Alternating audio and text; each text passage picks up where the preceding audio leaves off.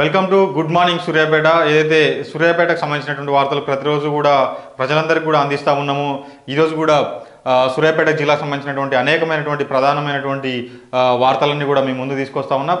ముందుగా ప్రతి ఒక్కరు కూడా ఏదైతే మన మన జిల్లా మన వార్తలు ఏదైతే గుడ్ మార్నింగ్ సూర్యాపేట కార్యక్రమం ఉందో ప్రతి ఒక్కరికి కూడా అంటే గతంలో పాలన ఏ విధంగా ఉండేది, కనీసం మంత్రులు కానీ ఎమ్మెల్యేలు కానీ పక్క నియోజకవర్గాలకు పోతే కనీసం గుర్తుపట్టేటటువంటి పరిస్థితి కూడా లేకుండా ఉన్నటువంటి పాలన కూడా కొనసాగింది చాలా వరకు కూడా.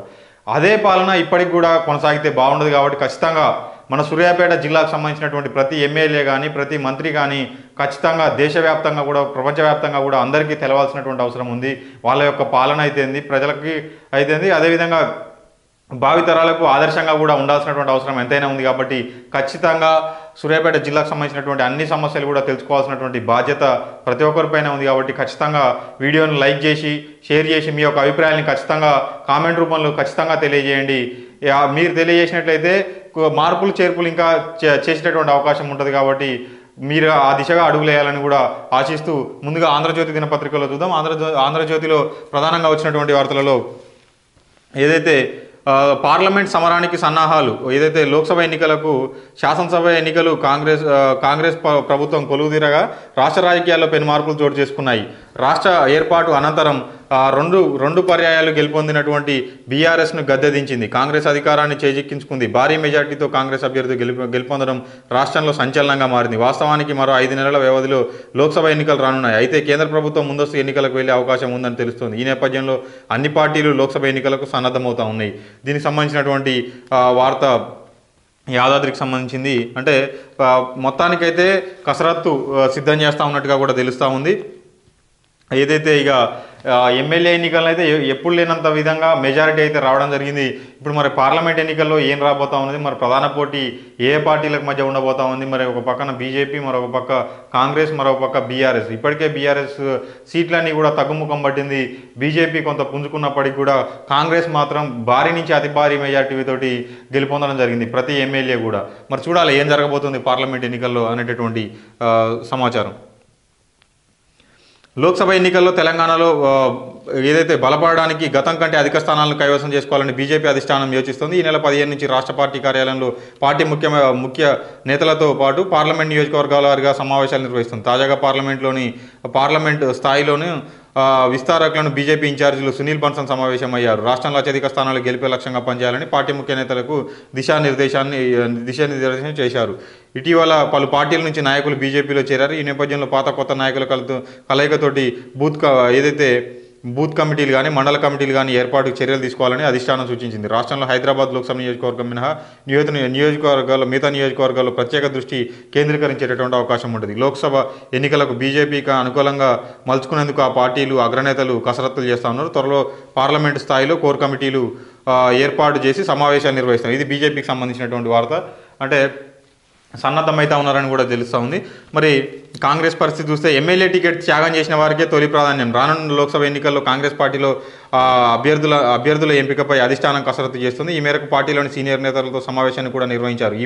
ఈ ఎన్నికల్లో అభ్యర్థులను ఎవరు బరిలో దింపాలనే అంశంపైన ప్రధానంగా చర్చ జరిగినట్టుగా సమాచారం. అయితే ఇటీవల జరిగినటువంటి శాసనసభ ఎన్నికల్లో ఎమ్మెల్యే టికెట్ త్యాగం చేసిన వారికే నిర్ణయం, అంటే ఎవరైతే ఎమ్మెల్యే టికెట్ త్యాగం చేసారో వాళ్ళకే ఇవ్వాలని కూడా నిర్ణయం జరిగింది. మరి ఇంకా కింద ఇంకో కొట్లాట ఏముందంటే పంచాయతీ అయితే ఎమ్మెల్యే టికెట్ కోసం 2 లోక్సభ నియోజకవర్గాల్లో దాదాపుగా 14 అసెంబ్లీ నియోజకవర్గాల్లో చాలామంది సీనియర్ నేతలు ఆశావాహులుగా ఉన్నారు. వీరిలో అధిష్టానం ఎవరి వైపు మొగ్గు చూపుతుందో కూడా వేచి చూడాల్సినటువంటి అవసరం ఉన్నది అని కూడా, అంటే చాలామంది సీనియర్ నేతలంతా కూడా ఆశావాహులుగా ఉన్నట్టుగా కూడా తెలుస్తూ ఉంది. మరి ఎవరికి వరుస్తుందో మరి చూడాల్సినటువంటి అవసరం ఉంది.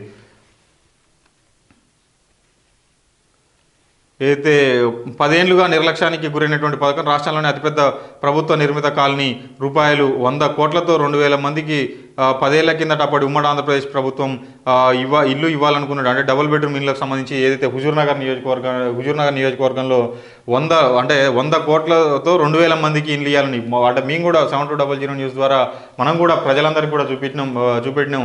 అవన్నీ స్టాండర్డ్గా కట్టిరు గతంలో, కానీ అవన్నీ నిరుపయోగంగా అక్కడ అన్ని అసాంఘిక కార్యకలాపాలన్నీ ఇక మందు తాగుతానికి ఇంకో కార్యక్రమాలనికి అన్నీ కూడా ఆ ఇండ్లని వాడుతూ ఉన్నారు. ఖచ్చితంగా ఎవరైతే మంత్రి ఉత్తమ్ కుమార్ రెడ్డి ఉన్నాడో ఖచ్చితంగా ఆ దిశగా అడుగులేసి అవన్నీ కూడా లబ్ధిదారులకు అందే విధంగా చేస్తే చాలా బాగుంటుంది. ఎందుకంటే ఇప్పుడు కొత్తగా కట్టిన దానికన్నా కూడా ఇప్పుడు ఇచ్చినా కూడా చాలా మంచిగానే ఉన్నాయి. అవన్నీ కూడా వాటన్నిటిని రిపేర్ చేసి ఖచ్చితంగా ఇవ్వాల్సినటువంటి అవసరం ఎంతైనా ఉంది.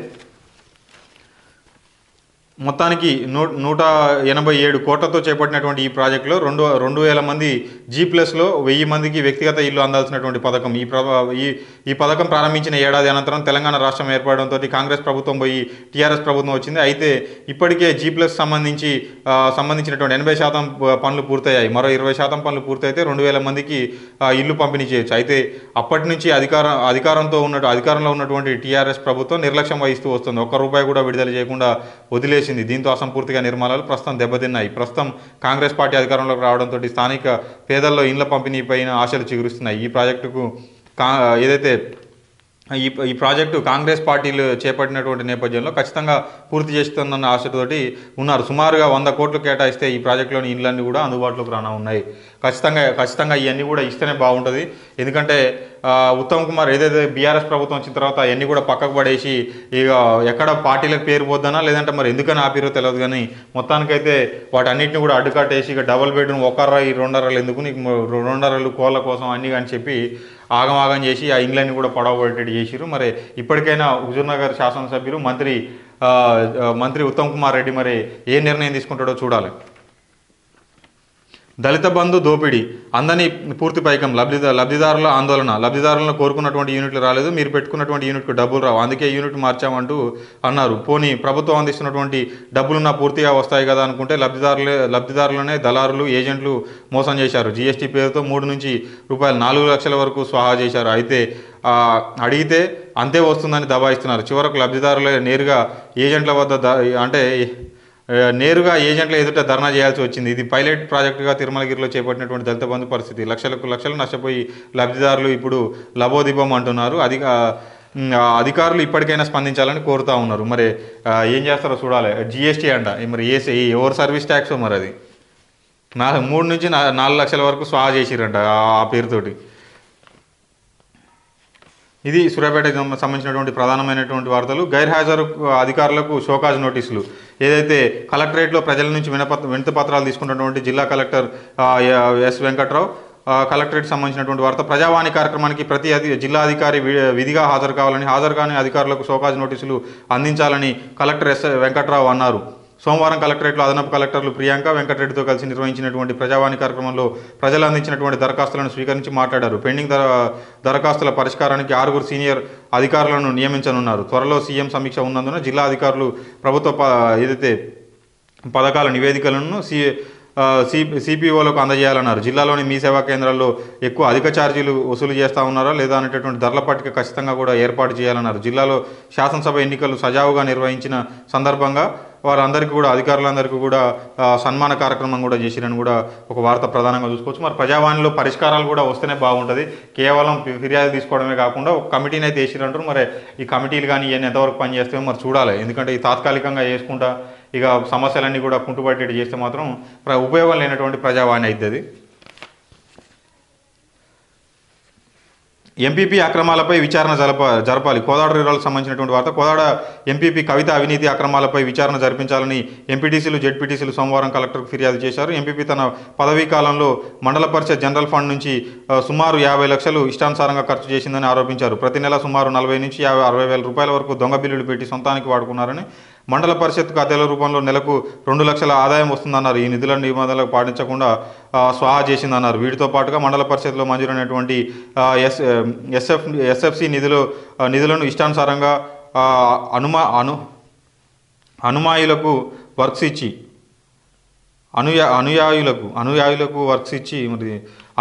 వర్క్స్ ఇచ్చి అవి పూర్తి చేయకుండానే బిల్లులు మంజూరు చేసిందన్నారు. ఇందుకు బాధ్యులైనటువంటి ఎంపీపీ అధికారులపైనటువంటి తగిన చర్యలు తీసుకోవాలని కూడా ఏదైతే కలెక్టర్కి రిప్రజెంటేషన్ ఇచ్చారో మరి కోదాడకు సంబంధించినటువంటి నాయకులు మరి చూడాలి ఎంతవరకు చర్యలు తీసుకుంటారు, మరి ఎంతవరకు అక్రమాలను వెలికి తీస్తారనేటువంటి అంశాన్ని. ఆధ్యాత్మికతతోనే మానసిక ప్రశాంతత. హుజూర్నగర్ ఏదైతే సుబ్రహ్మణ్య స్వామి కళ్యాణ వేడుకల్లో పాల్గొన్నటువంటి జడ్జి మారుతి ప్రసాద్ అనేటటువంటి వార్త కూడా హుజూర్నగర్కి సంబంధించినటువంటి వార్త ప్రధానంగా చూసుకోవచ్చు. ఇవి సూర్యాపేటకు సంబంధించినటువంటి ప్రధాన వార్తలు ఆంధ్రజ్యోతి దినపత్రికలో వచ్చినటువంటి ప్రధానమైనటువంటి అంశాలు. ఇక ఈనాడు దినపత్రికకు చూసుకున్నట్లయితే మిన్నంటిన సన్నాలు రైతుకు ఆనందం, వినియోగదారునికి సంకటం, సాగు తగ్గడంతో మరింత పెరిగే అవకాశం. Garidapalli news today. జిల్లాలతో పాటు హైదరాబాద్లో సన్నబియ్యం ధరలు అమాంతరం పెరిగాయి. సీజన్కు మధ్య తీవ్ర వ్యత్యాసం కనిపిస్తుంది. గత వానాకాలంతో పోలిస్తే ఇప్పటికి 500 నుంచి 500 పెరిగింది. ప్రధాన నగరాలు, పట్టణాల్లో వినియోగదారులు బియ్యం ధరలు సామాన్యులు గుబేలు అనిపిస్తున్నాయి. ఉమ్మడి జిల్లాలో సన్న రకాల సాగు తగ్గడంతో పాటు అధిక సన్నబియ్యం వాడకం పెరగడంతో బాగా డిమాండ్ పెరిగింది అని కూడా చెప్తా ఉన్నారు. డిమాండ్ దగ్గర సరఫరా కూడా లేదని కూడా ఒక ప్రధానమైనటువంటి వార్త సన్నబియ్యానికి సంబంధించినటువంటి గత 3-4 రోజుల నుంచి కూడా వస్తూ ఉన్నది. మరి ఒక పక్కన క్రాప్ హాలిడే, మరి ఏం జరుగుతుందో చూడాలి. మరి ఇక్కడ మొత్తానికైతే కింటా బియ్యం ఏడాది క్రితం సాంబైసూరి బియ్యం ఒక కింటా 4,800 ఉండగా అంతకుముందు ఈ ఏడాది మాత్రం అంటే సాంబైసూరి బియ్యం 4,800 ఉంటే అంతకుముందు బియ్యం 5,600 పలుకుతున్నాయి. పచ్చి ధాన్యం స్టీమ్ వేసి నిల్వ చేసినటువంటి నిల్వ చేసి అవసరమైనప్పుడు మిల్లింగ్ చేసి బియ్యంగా మారుస్తుంటారు. ఇక జై శ్రీరామ్ చింటూరు రకం బియ్యం మాత్రం 6,200, పాతవి 6,600 ఉన్నాయి. కొత్త అయితేనే 6,200, పాతవి 6,600 ఉన్నాయి. ఇక కేవలం అంటే ఈ ధర కేవలం ఉమ్మడి జిల్లాలోనే ఇలా ఉంది. ప్రధాన పట్టణాల్లో వీటి ధర 7,000 నుంచి 7,500 ఉందని కూడా చెప్తా ఉన్నారు. ఎందుకింత పెరిగిందనేటటువంటి చూసుకున్నట్లయితే సాగర్ ఎడమకాలువ పరిధిలోని 3,90,000 ఎకరాల్లోనూ 3,40,000 ఎకరాలు ఖచ్చితంగా వరి సన్న రకాలే సాగు చేస్తున్నారు. ఉమ్మడి జిల్లాలో మిగతా ప్రాంతాల్లో సన్న రకాల సాగు చాలా తక్కువ. 2 ఏళ్లుగా వేసినటువంటి పంట తెగుళ్ళు, వర్షాలు, గాలి దుమారాలతో పడిపోయి దెబ్బతిన్నాయి. సరైన దిగుబడి రాకపోవడం లేదు. ఇటీవల వానాకాలంలో తుఫాను వల్ల వేలాది ఎకరాల్లో వరికి పంట నష్టం వాటిల్లింది. మరి నిజంగానే పంట నష్టం వాటిల్లింది అని మరి నష్టపరిహారం ఎక్కడొచ్చింది?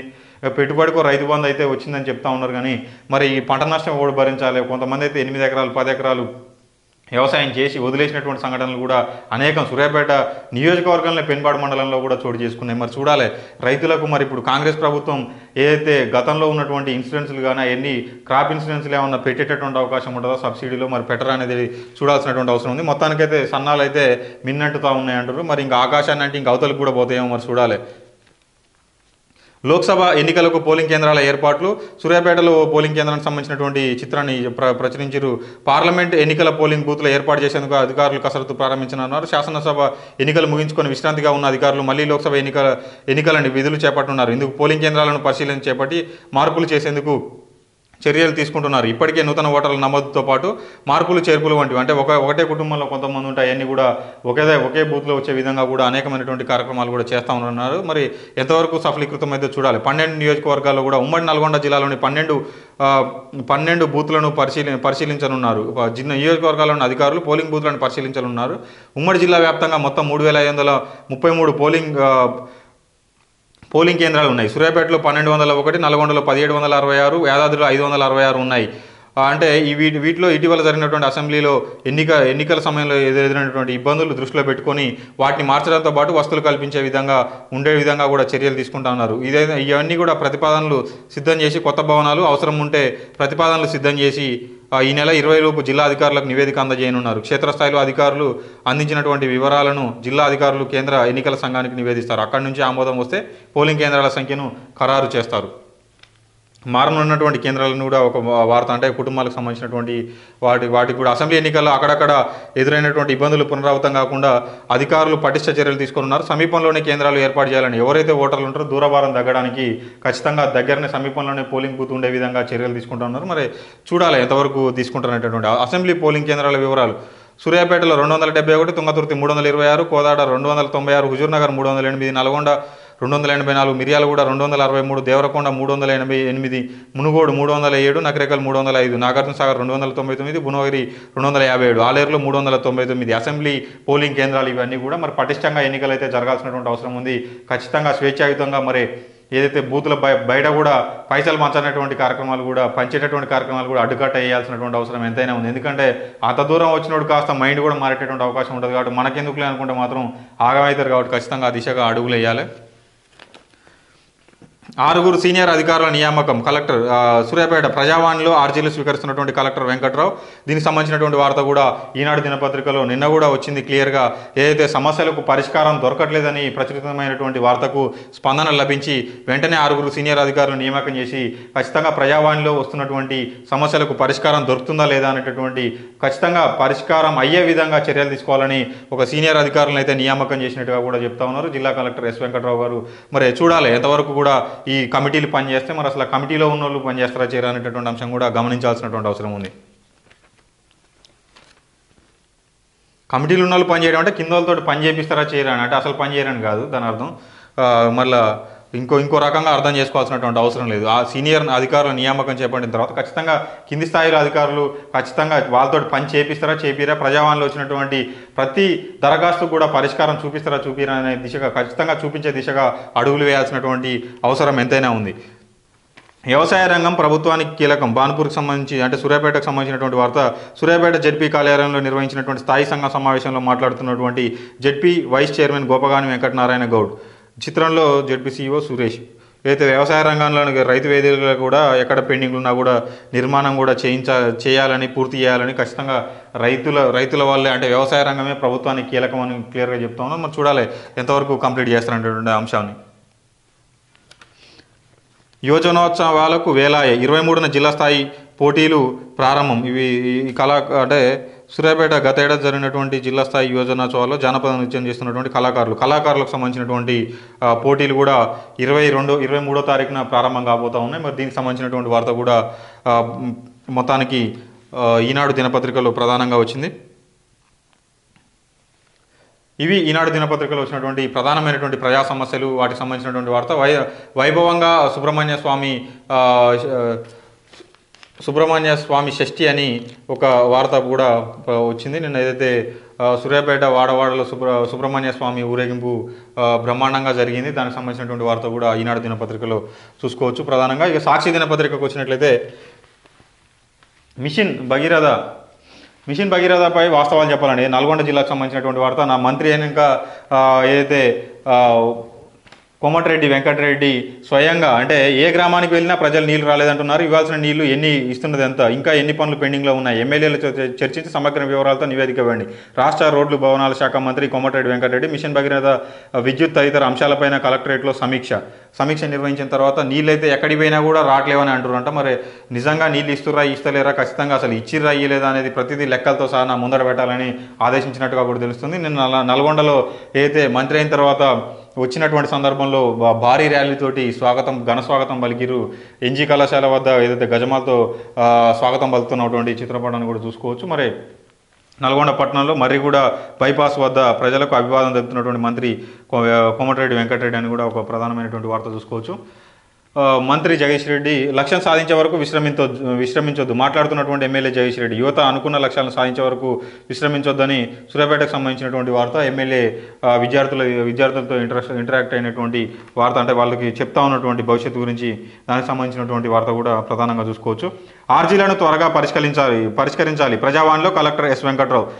ప్రజావాణిలో వినతులు స్వీకరిస్తున్నటువంటి కలెక్టర్ మండల స్థాయిలో ఏర్పాటు చేసే ప్రజావాణిని అందించేటటువంటి ఆర్జీలను అక్కడికక్కడే త్వరగా పరిష్కరించాలని జిల్లా కలెక్టర్ ఎస్ వెంకట్రావు అధికారులను ఆదేశించారు. సోమవారం జిల్లా కేంద్రంలోని కలెక్టరేట్లో ఏర్పాటు చేసినటువంటి ప్రజావాణి కార్యక్రమంలో అదనపు కలెక్టర్ సిహెచ్ ప్రియాంక వెంకటరెడ్డిలతో కలిసి హాజరై మాట్లాడారు. ప్రజలు అందించేటటువంటి ఆర్జీలను ప్రజావాణి సైట్లో సత్వరమే నమోదు చేయాలని సూచించారు. జిల్లాలో మీ సేవా కేంద్రాల్లో ధరల పట్టికలు అధిక వసూలు చేస్తున్నారని ఇది కూడా ప్రధానంగా అన్ని దినపత్రికల్లో కూడా వచ్చినటువంటి వార్త. అయితే పరిష్కారం దిశగా ఖచ్చితంగా సత్వరమే పరిష్కారం అయ్యే విధంగా మరి ఖచ్చితంగా అన్ని కూడా భూ సమస్యలే ఉన్నాయి.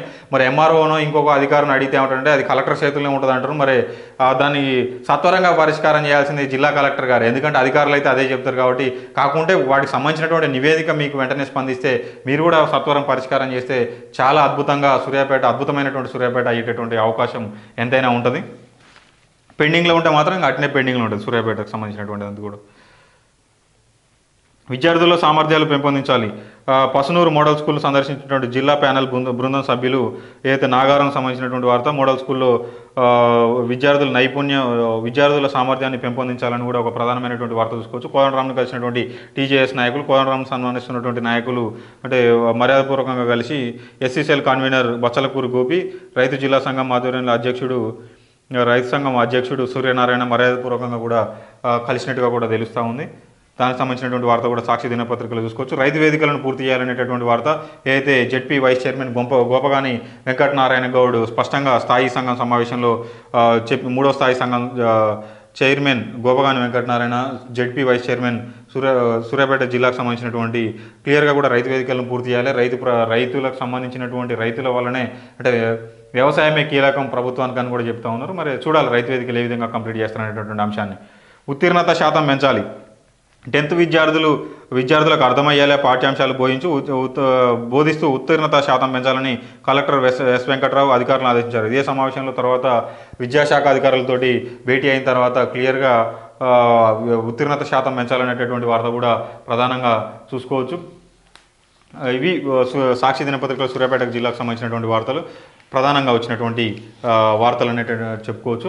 ఇక నమస్తే తెలంగాణ దినపత్రికకు వస్తే సూర్యాపేట జిల్లాకు సంబంధించినటువంటి వార్తలు కేవలం ఏదైతే కోమటిరెడ్డి వెంకటరెడ్డి నల్గొండ జిల్లాకు సంబంధించినటువంటి మిషన్ భగీరథకు సంబంధించినటువంటి వార్త ప్రధానంగా చూసుకోవచ్చు.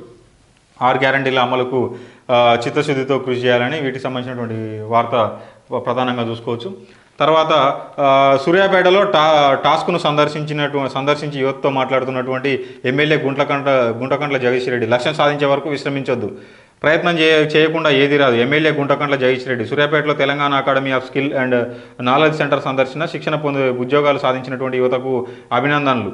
అనుకున్న లక్ష్యం చేరే వరకు యువత విశ్రమించొద్దని, ప్రయత్నం చేయకుండా ఏది సొంతం కాదని ఎమ్మెల్యే మాజీ మంత్రి గుంటకండ్ల జగదీష్ రెడ్డి అన్నారు. సూర్యాపేటలో Telangana academy of skill and knowledge సెంటర్ను ఆయన సోమవారం సందర్శించారు. ఐటీ హబ్లో ఉద్యోగాల ఎంపిక కోసం శిక్షణ పొందుతున్నటువంటి 500 మంది యువకులతో నిర్వహించినటువంటి కార్యక్రమంలో ఆయన మాట్లాడారు. రాజీ లేకుండా చేసే కృషితో ఉన్నత శిఖరాలు అధిరోహించవచ్చని సూచించారు. టాస్క్ సెంటర్లో శిక్షణ పొందుతున్నటువంటి విద్యార్థులందరి ప్రయత్నం కూడా సక్సెస్ కావాలని ఆకాంక్షించారు. అనంతరం టాస్క్లో శిక్షణ పొంది ఏడాదికి 15 నుంచి 20 లక్షల ప్యాకేజీతో ఉద్యోగాలు సాధించిన యువతను అభినందించారు. యువతను అయితే అభినందించారని చెప్తా ఉన్నారు. మరి ఏదైతే ఐటీ హబ్ అని చెప్పారో మరి ఐటీ హబ్ కూడా ఖచ్చితంగా భారీ ఎత్తున కంపెనీలు కూడా తీసుకొచ్చి ఉద్యోగ అవకాశాలు కల్పించాల్సినటువంటి అవసరం ఉంది. మరి ఇప్పుడు ప్రతిపక్ష పాత్ర పోషిస్తున్నటువంటి మంత్రి జగదీష్ రెడ్డి, సూర్యాపేట మాజీ మంత్రి జగదీష్ రెడ్డి, ఏదైతే ఎమ్మెల్యే జగదీష్ రెడ్డి ఖచ్చితంగా కాంగ్రెస్ అధికార పార్టీ దృష్టి తీసుకుపోయి ఖచ్చితంగా సూర్యాపేట నియోజకవర్గం అవుతుంది. సూర్యాపేట నియోజకవర్గ వ్యాప్తంగా ఉన్నటువంటి యువతకి ఉపాధి కలిగే విధంగా ఖచ్చితంగా పోరాడి అంటే కంపెనీలు అయితే ఇక్కడ తీసుకొచ్చి ఉద్యోగాలు వచ్చే విధంగా, ఉపాధి దొరికే విధంగా చర్యలు తీసుకోవాల్సినటువంటి అవసరం, కొట్లాడాల్సినటువంటి అవసరం ఎంతైనా ఉంది. ఇట్లనే నిత్యం ప్రజల్లో ఉంటూ ప్రతిపక్ష పాత్ర పోషిస్తూ ఖచ్చితంగా ప్రజలందరికీ కూడా సేవలు అందిస్తూ ముందుకు సాగాల్సినటువంటి అవసరం, అదేవిధంగా సూర్యాపేట నియోజకవర్గాలు ప్రజలందరికీ కూడా ఖచ్చితంగా సేవలు అందించాల్సినటువంటి అవసరం ఎంతైనా ఉంది. ఇది ఈరోజు ప్రధానమైనటువంటి గుడ్ మార్నింగ్ సూర్యాపేట సంబంధించినటువంటి వార్తలన్నీ కూడా ప్రధాన దినపత్రికల్లో వచ్చినటువంటి వార్తలు. ఇక ప్రతి ఒక్కరు కూడా ఖచ్చితంగా ఈ యొక్క సమాచారాన్ని ప్రతి గ్రామానికి కానీ ప్రతి వ్యక్తికి కానీ చేరే విధంగా ఖచ్చితంగా షేర్ చేయండి, లైక్ కొట్టండి, మీ యొక్క అభిప్రాయాన్ని ఖచ్చితంగా కామెంట్ రూపంలో తెలియజేయండి. ఎందుకంటే మన జిల్లాకు సంబంధించినటువంటి వార్తలు ప్రతి ఒక్కరు మన బాధ్యతగా తెలుసుకోవాల్సినటువంటి అవసరం ఎంతైనా ఉంది.